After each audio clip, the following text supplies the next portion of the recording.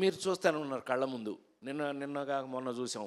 ఆడెవడో చందనం దొంగ వాడు హీరో. సరే, హీరోల్లో మీనింగ్లు మారిపోయినాయి. నాకున్న అదృష్టం ఏంటంటే 48 సంవత్సరాలుగా I'm such a different hero.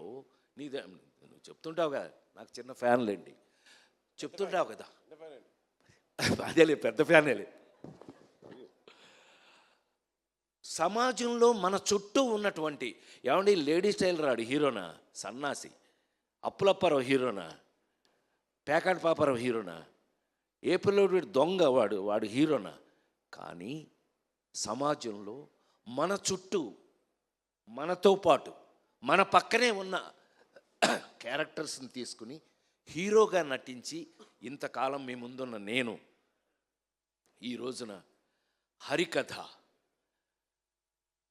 నేను ఎప్పుడైనా నమ్మకం ఉంటే మీరు నమ్ముతారు, నాతో చూస్తారు.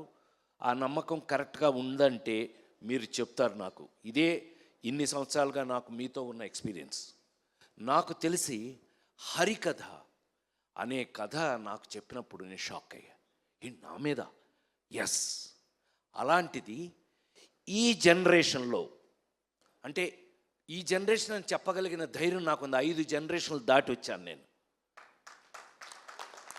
5 జనరేషన్స్ దాటి వచ్చాను. శ్రీరామ్, రామారావు, నాగేశ్వరరావు ఒక జనరేషను, కృష్ణన్నయ్య, సోహన్ బాబు అన్నయ్య వాళ్ళది ఒక జనరేషను, చిరంజీవి, నేను, మేము ఒక జనరేషను, మహేష్ బాబు, జూనియర్ ఎన్టీఆర్, అల్లు అర్జున్ ఒక జనరేషను.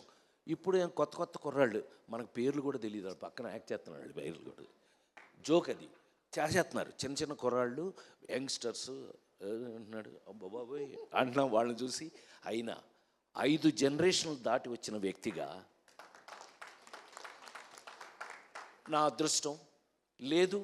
యాక్టర్గా నేను పనికొస్తానని నాకు మా వాళ్ళు రాస్తున్న క్యారెక్టరైజేషన్స్ కానీ ఏదైనా కానీ వీళ్ళతో పాటు కలిసి యాక్ట్ చేస్తుంటే ఇంకా ఫ్రెష్గా ఉండటం గొప్ప విషయం. అయితే అతి ఆశ్చర్యమైన విషయం ఏంటంటే, హరికథ సినిమాలో ఎప్పుడో ఎన్టీ రామారావు గారు, నాగేశ్వరరావు గారు వాళ్ళు యాక్ట్ చేసిన కథ తీసుకొచ్చి ఇవాళ రాజేంద్ర ప్రసాద్ అనే నాకు తీసుకొచ్చి తగిలించడం, ఇది నాడే జోక్.